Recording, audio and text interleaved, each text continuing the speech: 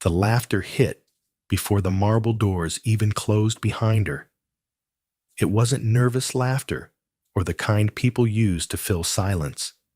It was sharp, confident, the kind that assumes the room already agrees. "Look at this," one of the officers said, his voice echoing down the courthouse hallway. "She really dressed up for this." Another chuckled. "Must be nice. Some people always think they're important." The black woman stopped walking, not because she was startled, not because she was afraid. She stopped the way pilots pause before takeoff, checking instruments no one else can see. She stood in the center of the hallway, fluorescent lights humming above her, the smell of old paper and floor polish hanging in the air. Lawyers brushed past. A clerk avoided eye contact. Somewhere a phone rang and kept ringing. The officers didn't lower their voices. "You think she's here for jury duty," or something one said. "Nah, she's got that 'I'm going to talk to the manager' walk." They laughed again, this time louder. One of them leaned slightly toward her, hands on his belt, grin fixed in place. "Courtroom's that way, ma'am," he said, pointing lazily. "Unless you're lost." She looked at his finger, then at his face. Her expression didn't change. No flash of anger, no plea, no embarrassment. She adjusted the cuff of her blazer, smooth and deliberate, as if she were preparing for a meeting instead of standing in a public corridor being reduced to a joke. On her wrist, a watch with a scratched face caught the light. Not flashy, functional. The kind of watch people wear when time matters. "Ma'am," the other officer pressed, amused now. "You okay? You look real serious for someone with a parking ticket." That earned another round of laughter. People noticed. A man in his late 60s gray hair veteran's cap paused near a bench. A young public defender froze mid-step. Even the bailiff at the end of the hall glanced over, then looked away. No one intervened. The woman finally spoke. Her voice was calm, low, steady enough that the officers leaned in without realizing it. "I'm not lost," she said. That was it. 2 words. Not defensive, not sharp, just factual. The officer with the grin tilted his head. "Then you're early," he said. "Court doesn't like surprises." She nodded once, as if filing that away. "Neither do I." The officers exchanged looks, amused by what they clearly thought was attitude. One of them laughed through his nose. "You hear that?" he said to his partner. "She's got jokes." "I love it," the other replied. "Confidence is everything these days." They stepped past her, still laughing, their boots scuffing the tile. As they went, one of them tossed over his shoulder, "Relax, sweetheart. This'll all be over soon." She watched them disappear through the courtroom doors.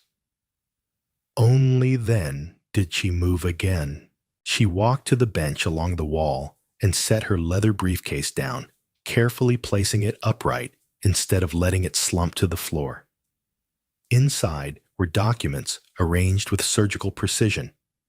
Tabs, time-stamped notes, a slim tablet locked behind a biometric case, everything in its place. She sat. Her breathing slowed. To anyone watching, she looked composed, professional, maybe even detached.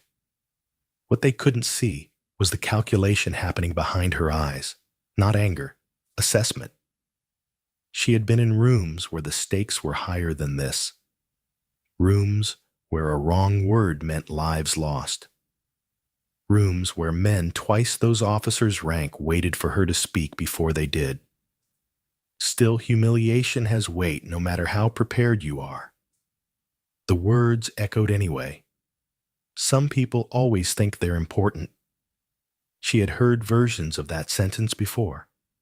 at a gas station in Virginia, at an airport security line in Texas, during a routine stop that wasn't routine at all. Each time the tone was the same: casual, confident, certain she was out of place. Across the hallway, the courtroom doors opened again. The officers reemerged suddenly, all business. Faces neutral, shoulders squared, uniforms straightened like costumes snapping into place. One of them glanced at her just once and smirked. Court was about to begin. Inside the room filled quickly. Jurors filed in with the quiet shuffle of people unsure of their power, but aware they had it. The judge took the bench. The seal on the wall loomed large and symbolic. The woman rose when instructed, her movements unhurried.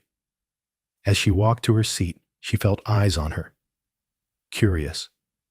Measuring. Some sympathetic. Some skeptical. The officer, who had laughed the loudest earlier, took his place at the front of the room. He adjusted his microphone, glanced at the jury, and settled into a posture he knew well. This was his space. Here his voice mattered. Here his story carried weight. He didn't look at her when the proceedings began. He didn't have to. In his mind, she was already defined, already categorized. Another woman who didn't know her place. Another day on the job. From her seat, she folded her hands on the table. Her attorney whispered something she didn't need to hear. She nodded anyway, eyes forward. She wasn't here to perform. She was here to let people reveal who they were. The officer took the stand, swore an oath, cleared his throat. When he spoke, his tone was polished, almost rehearsed. He described a routine encounter, standard procedure, public safety, cooperation until there wasn't. He used words like confused, uncooperative claimed authority. The jury listened. A few nodded. From the gallery, the veteran shifted uncomfortably. The woman kept her gaze steady, not on the officer, but on the wall behind him, as if she were looking through layers, uniform badge narrative toward something deeper. She didn't interrupt. She didn't react. She wrote notes in neat, compact lines. To anyone expecting an outburst, she must have seemed passive, maybe even small. But those who understood power knew better. Real power doesn't rush. It waits. Because it knows the truth doesn't need volume. It needs time. The officer's voice settled into the room like it belonged there. Measured, calm, certain. He sat upright on the witness stand, one hand resting on the rail, the other loose, at his side posture practiced from years of being believed. His uniform was crisp creases, sharp enough to cut doubt in half. When he spoke, he didn't rush. He didn't need to. "We initiated a lawful traffic stop," he said, looking past the woman and toward the jury. "Standard procedure, speeding. Nothing unusual." He paused just long enough for the words to land. Across the jury box, a man in a windbreaker nodded. A woman with reading glasses adjusted them and wrote something down. This was familiar ground. The rhythm of authority. The cadence of someone who knew the language the room trusted. The officer continued. The driver pulled over, but once I approached the vehicle, her demeanor changed. She became confrontational, defensive. He chose his words carefully. Not angry, not aggressive, confrontational, defensive. Words that sounded reasonable. Words that carried no heat, only implication. He glanced briefly at the woman seated at the defense table, then back to the jury. She began making claims about her status. Said she worked for the federal government. Said she outranked us. Demanded special treatment. A soft murmur rippled through the gallery. The woman didn't move. Her pen continued across the page, steady as a metronome. She wrote as if she were listening to weather being reported, as if this version of events were something she'd already predicted. The officer shifted slightly, settling into his role. In my experience, he said people who actually have authority don't announce it. They don't wave paperwork around. They don't threaten. They cooperate. He let that hang. The implication was clear. Real power doesn't need to speak loudly. And in his telling, she had spoken too much. The prosecutor nodded along, encouraging him without saying a word. So when she presented documents, the officer continued. They raised red flags. Anyone can make something look official these days. We see it all the time. He smiled faintly. Not cruel, almost sympathetic. We tried to de-escalate. But when someone insists they're above the law, that's a problem. That's when situations get dangerous. Dangerous. The word sat heavy in the room. A juror shifted in his seat. The officer leaned forward, elbows on his knees, voice lowering, as if sharing something personal. Look, I don't care who you are. I don't care what you look like. The law is the law. When someone refuses to comply, when they obstruct, we have to act. He straightened again. It's not personal. The woman's attorney scribbled something on a yellow pad, jaw tight. She knew this playbook. The framing. The way not personal was used like a shield. On the stand, the officer continued unchallenged. She kept insisting we call someone, some supervisor, some federal contact. But she wouldn't let us verify through our channels. He shook his head, slow and disappointed. That's a classic tactic. Create confusion, delay, intimidate. Across the room, the retired veteran from the hallway clenched his jaw. The officer's partner sat behind him in the gallery uniform, pressed expression neutral. He nodded once subtly, like punctuation. 2 uniforms, 1 story. The prosecutor stepped closer to the jury. In your professional opinion, he asked what was the defendant attempting to do. The officer didn't hesitate. She was trying to avoid accountability by pretending to be someone important. The sentence landed cleanly. No venom, no drama, just a conclusion. The prosecutor thanked him and sat down. Silence followed the kind that felt like agreement. The judge looked toward the defense table. Cross-examination. The woman's attorney rose slowly. She didn't attack. She didn't raise her voice. She asked questions that sounded almost polite. How long have you been an officer? 15 years. And in that time, you've conducted how many traffic stops? Thousands. So, you're confident in your judgment? Yes. You're trained to recognize threats? Yes.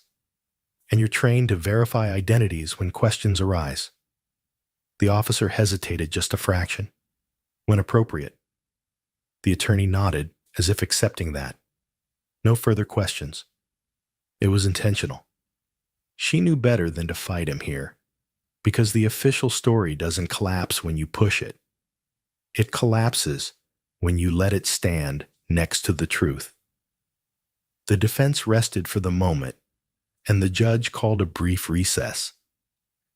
In the hallway, the officer laughed quietly, with his partner, a sound stripped of mockery now, but still confident. Same old song, he said. They always think they've got something. His partner didn't answer right away. Inside the courtroom, the woman remained seated while others stood. She gathered her papers, aligning the edges, tucking the pen into its slot. Her attorney leaned close. You okay? The woman nodded once. They're doing exactly what we expected, she said softly. Juries believe uniforms, the attorney replied. So do systems, the woman said, until they don't. Across the room, one juror lingered by the water fountain. He watched the officer joke with the bailiff, then glanced back at the woman. Something didn't sit right. The officer's story had been clean. Too clean. Like a report written before the facts were finished. Back inside, the judge called everyone to order. The officer took his seat again, posture relaxed. In his mind, the hard part was over. He had done what he'd done 100 times before. He had told the story the system liked best. And for now, the room was still listening. She stood when her attorney called her name. No hesitation, no glance toward the officer, no search for reassurance, just a smooth rise from the chair, the quiet scrape of wood on tile, and the soft click of a chair settling back into place. The courtroom shifted its attention without realizing it. People didn't lean forward because they were told to. They leaned forward because something in her posture told them to. She walked to the witness stand, carrying only a slim leather folio. Not stuffed, not overfilled. Enough. She placed it on the ledge, rested her palm on top of it for a brief second, and waited for the oath. When she spoke it, her voice didn't tremble. It didn't harden either. It landed somewhere steadier than both. I do. She sat, folded her hands, and looked toward the jury for the first time. Not to plead, to acknowledge. Her attorney approached with an ease that mirrored her client's calm.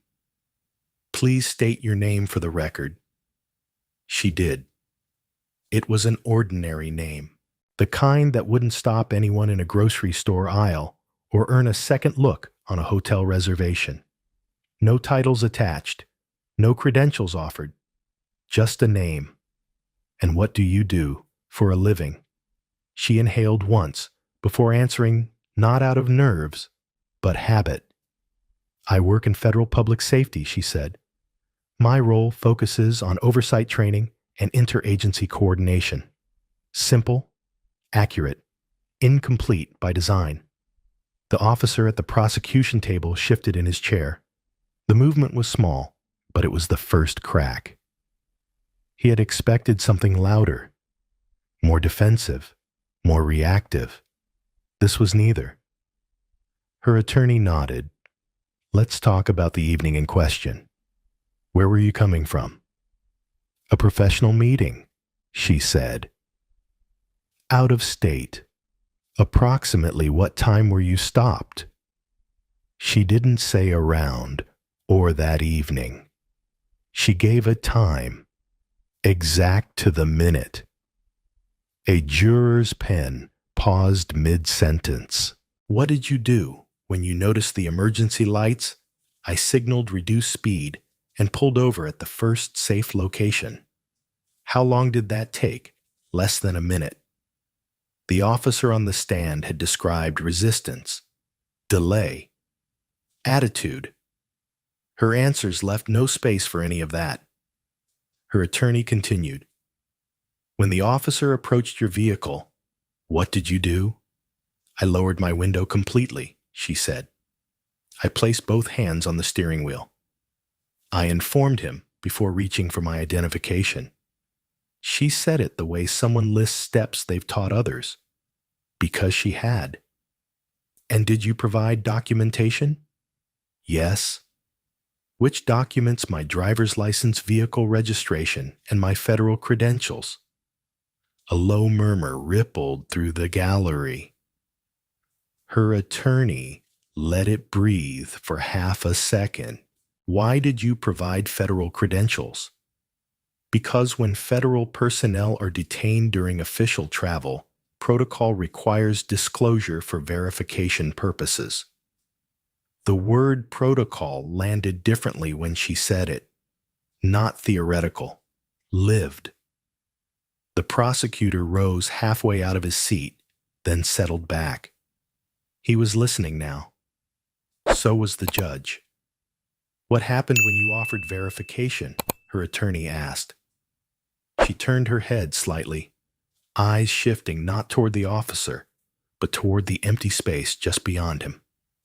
"I was told there was no time for that," she said.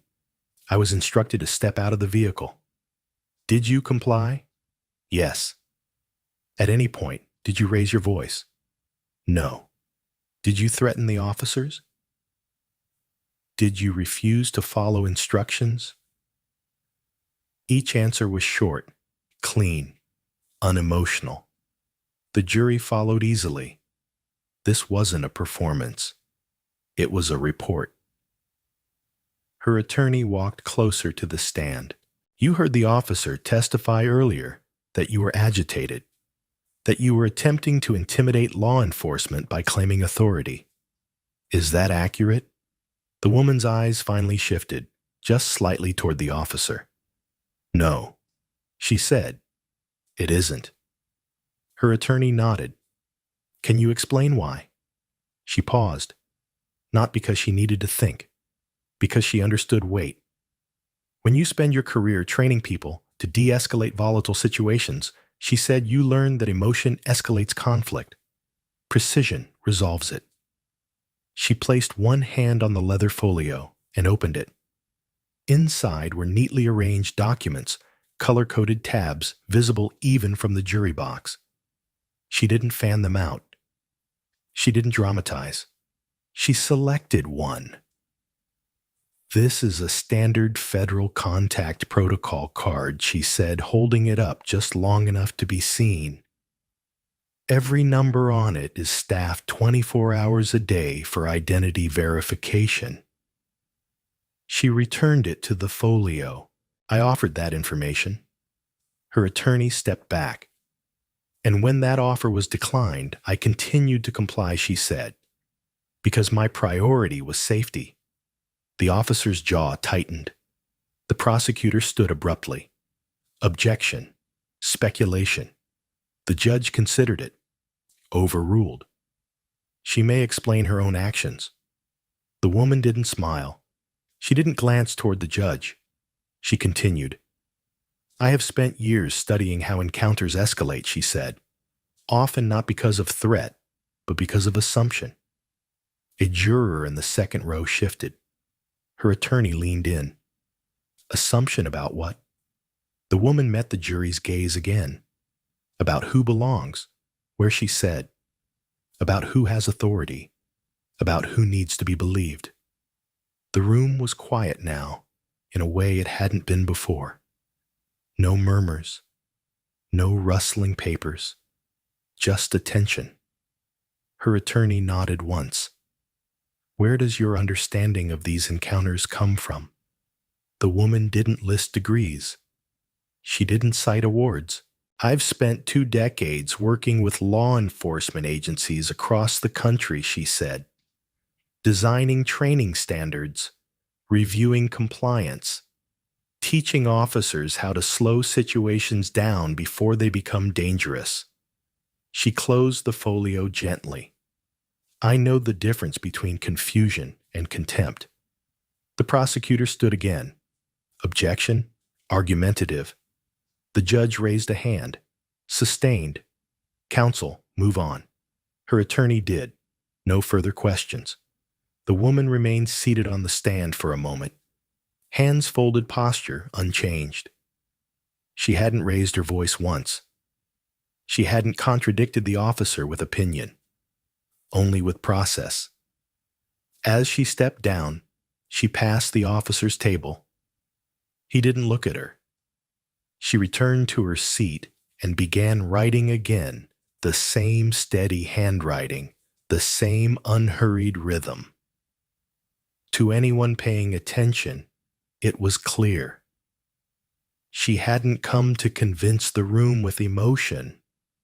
She had come with receipts, and she knew exactly when to use them. The courtroom felt different before the screen even came down. There was a subtle shift, The kind people don't consciously notice but respond to anyway. Chairs stopped creaking. Papers stopped rustling. Even the officer at the prosecution table straightened, sensing movement before he understood it. The woman's attorney stood tablet in hand. "Your Honor," she said evenly, "the defense requests permission to present audiovisual evidence obtained from my client's personal recording system." The officer's head snapped up.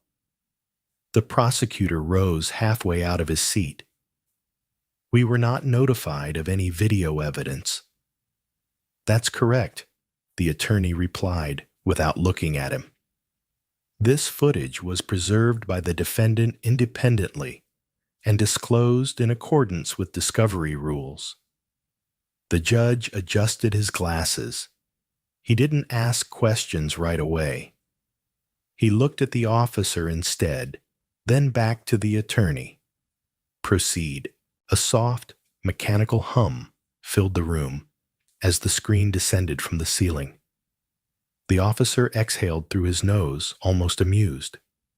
He leaned back, folding his arms loosely. He had worn a body camera that night. It hadn't captured anything useful. He knew that. He had no idea what was coming. The screen flickered, then resolved into grainy but unmistakably clear footage from inside a vehicle. A dashboard view. A quiet road. Streetlights sliding past at a steady pace. A timestamp appeared in the corner. The woman sat perfectly still at the defense table. The video showed flashing lights behind the car. The vehicle slowed, signaled, pulled over smoothly. Nothing dramatic. Nothing wrong. A juror leaned forward. The audio came on. Before the officer appeared in frame, his voice cut through the speakers, casual and unguarded. $20 says she starts with the attitude before I even hit the window." A laugh followed. His partners. "Please," the partner said. "She's going to pull the 'I'm somebody important' routine. They always do." The courtroom inhaled as one. The officer's arms unfolded. His smile vanished. On screen, the car doors opened. The officers' silhouettes moved toward the vehicle, but their voices kept going. "Look at her car," the officer said. "Bet she thinks that makes her special." The judge's pen stopped moving. The video continued. The officer approached the driver's window. His hand rested casually near his belt, his posture already aggressive before a single word was exchanged. The woman's calm voice came through the speakers. "Good evening, officer. I'm reaching for my license and registration now." She sounded exactly as she had on the stand. Measured, clear. Under his breath, barely audible but unmistakable, the officer muttered, "Here we go." The juror in the second row shook his head slowly. The footage showed the woman handing over documents. The officer took them, glanced down. 15 seconds passed. Then his voice, again louder now. "These look real fancy," he said. "But anyone can buy fake stuff online." The partner chuckled. As the officer walked back toward the patrol car, the microphone picked up his words, no longer intended for the woman. "Damn," he said. "These actually look legit." The courtroom froze. "But no way she's federal," he continued. "Look at her." The partner's voice followed uncertain. "Should we call it in, just to be safe?" A pause. Then the officer's answer sharp and final. "No. I'm not going to be the guy who gets played. She wants special treatment. Not happening." The woman's attorney didn't move. She didn't interrupt. She let the video speak. Back on the screen, the officer returned to the window. The woman spoke again.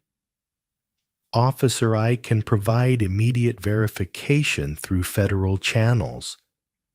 The contact number is on the card I gave you." His response was instant. Lady, I don't care if you say, you work for the president himself. Step out of the vehicle. A juror whispered something under her breath. The video showed the woman comply. Hands visible, movements slow. Behind her, the officer rolled his eyes. At his partner exaggerated the motion, then smirked. Watch this, he said quietly. Bet she plays the race card next.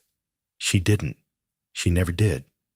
Instead, she asked calmly, May, I ask why I'm being asked to exit the vehicle. Because I said so, the officer snapped. And keep your hands where I can see them. The courtroom felt smaller. Now, tighter. The air heavy. The judge leaned forward, elbows on the bench. The video played on. Minute after minute of the woman offering cooperation. Of the officer dismissing it. Of contempt growing louder the calmer she became. At one point, as he reached for his cuffs, the officer laughed. Another one, he said. They all think dressing nice makes them untouchable. The screen went black. Silence crashed down harder than any sound. No one spoke. The officer stared straight ahead, jaw clenched, face drained of color. His partner had dropped his gaze to the floor, shoulders sagging. The prosecutor stood, voice unsteady. Your Honor, we object to. The judge raised his hand. Sit down. The words were quiet, absolute. The woman's attorney turned to the jury. Ladies and gentlemen, she said, what you just heard was not confusion. It was not fear. It was not a misunderstanding. She gestured toward the screen. It was intent. The officer swallowed. The judge cleared his throat. Counsel, the authenticity of this footage. A man in a gray suit rose from the back of the courtroom. A court technology specialist. Neutral. Boring. Credible. The recording metadata is intact, he said. Time-stamped, unaltered, and consistent with the vehicle's onboard system. The judge nodded once. That was enough. The woman at the defense table hadn't moved since the screen went dark. Her hands were folded, her expression unchanged. She didn't look at the officer. She didn't need to. His own voice had done the work for her. Around the room, people were processing something uncomfortable.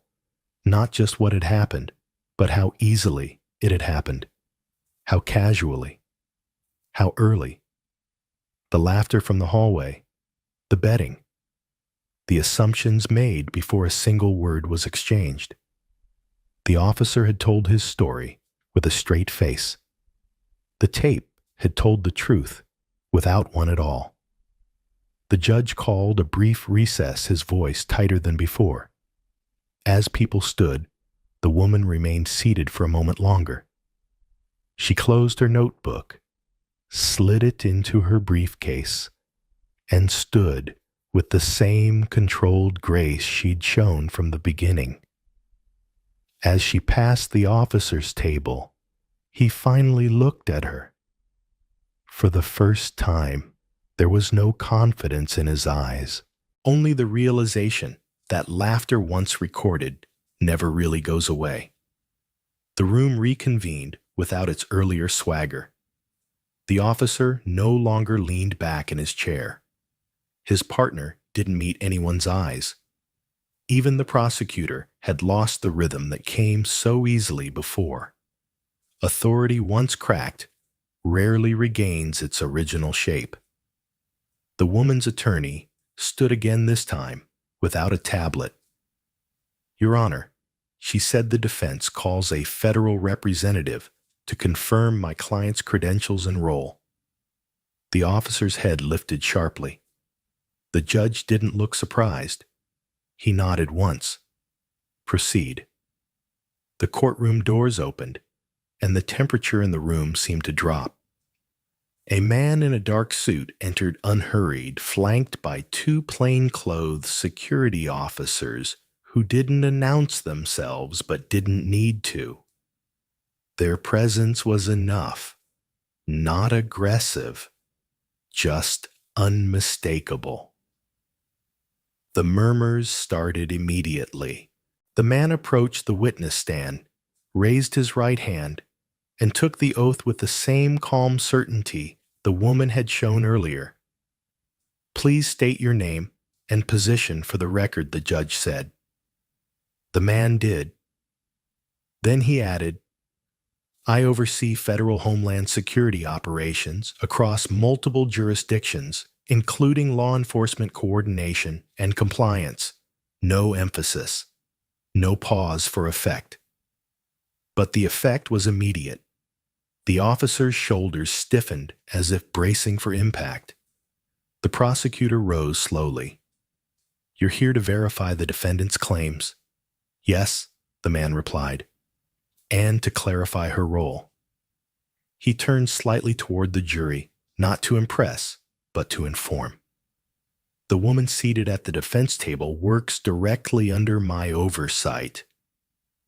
Her responsibilities include developing national training standards for law enforcement, evaluating constitutional compliance, and coordinating accountability protocols across agencies."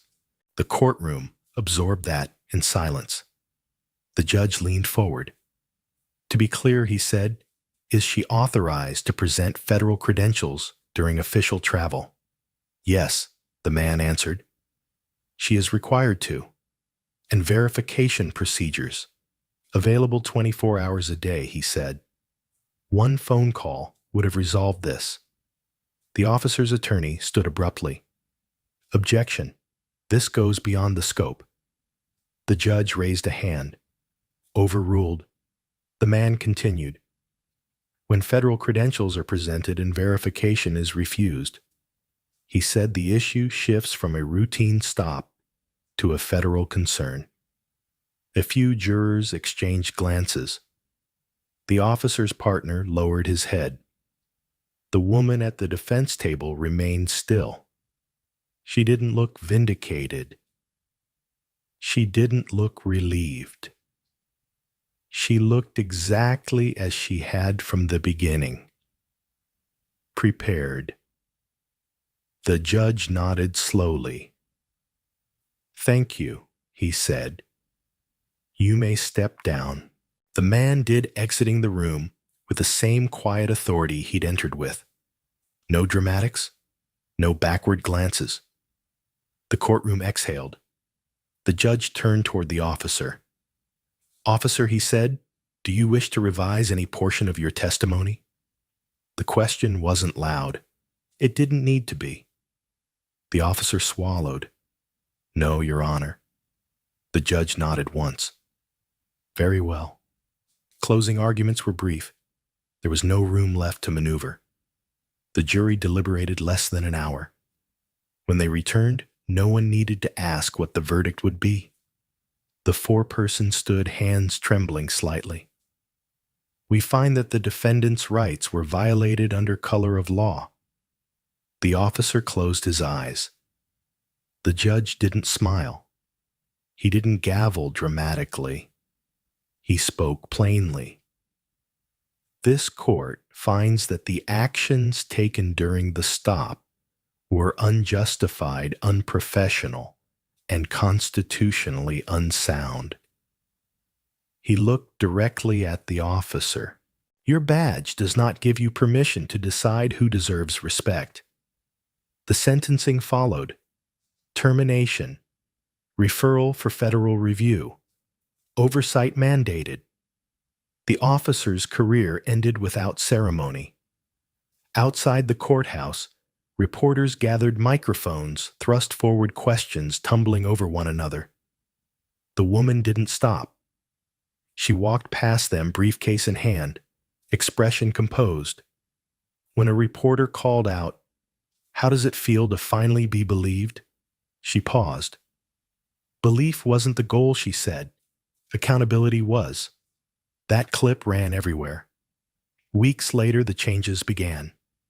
Mandatory verification procedures were issued statewide. Training modules were updated. Dashcam policies expanded. Independent review boards formed with actual authority. Departments resisted at first, some loudly, some quietly. Then compliance followed. The woman returned to her work, traveling less, teaching more. She stood in front of rooms filled with officers, young enough to be her children, and older than the ones who had laughed at her. She didn't shame them. She showed them footage. She explained timelines. She taught restraint. At one session, a young officer raised his hand. "Why didn't you just tell them who you were?" he asked. "Wouldn't that have stopped everything?" The woman considered the question. "Because systems don't improve when they only protect people with titles," she said. "They improve when they protect everyone." The room was quiet. Months later, at a town hall in a city that had once been known more for complaints than cooperation, a man stood up. A rookie officer. Nervous. "I joined to serve," he said. "Not to hide behind a badge." People applauded. The woman watched from the back of the room, unseen. That was how she preferred it. Power, when used correctly, doesn't announce itself. It builds structures. It leaves records. It changes rules so the next person doesn't have to endure what you did. Back at her office, she placed the leather folio on a shelf beside others just like it. Each one represented a lesson learned the hard way. Each one a reminder. She didn't keep the video. She didn't need to. The laughter had done its job. It had revealed what needed to be fixed.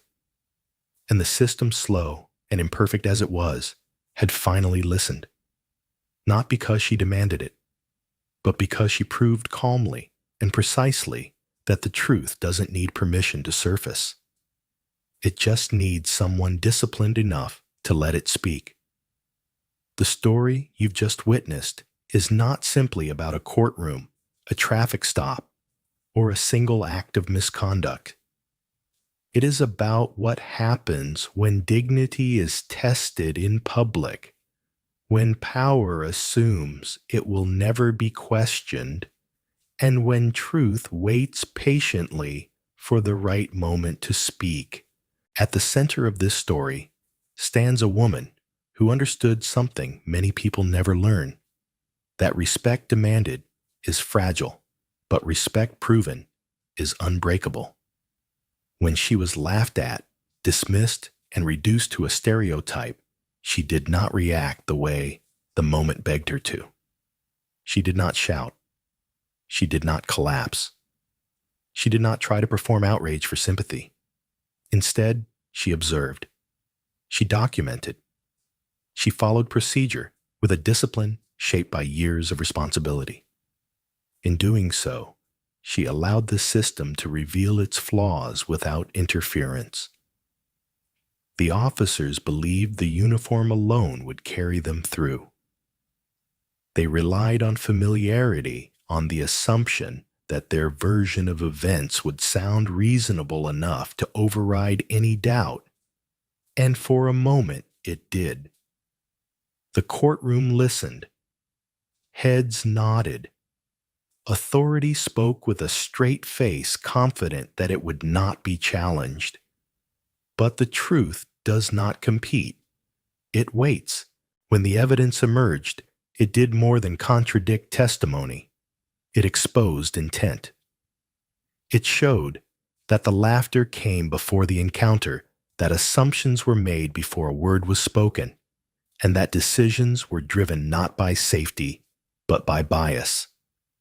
In that moment, power shifted not through anger, but through clarity. The final reveal of who the woman truly was did not matter because of her title. It mattered because it stripped away the last excuse. This was not a misunderstanding. This was not confusion. This was a failure of professionalism, accountability, and judgment. And when confronted with undeniable proof, the system was forced to correct itself. The deeper lesson here is not that status protects you. It's that preparation does.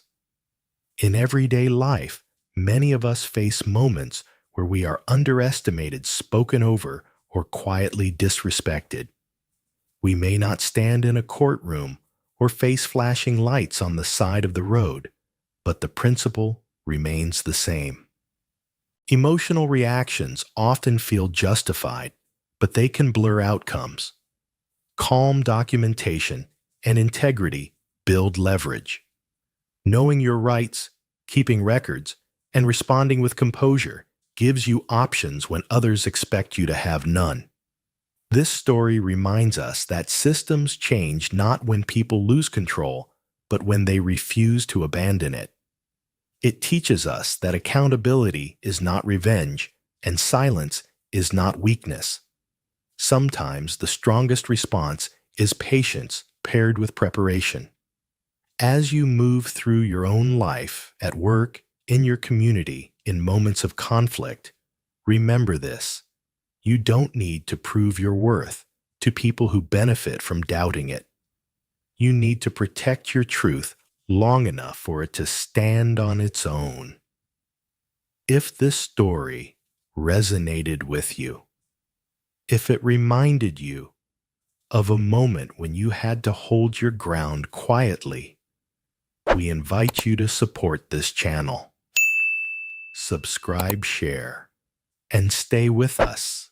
Your support gives us the motivation to keep telling stories that challenge assumptions, inspire accountability, and remind us all that dignity, when held firmly, has the power to change systems. More stories are coming, and they're worth hearing.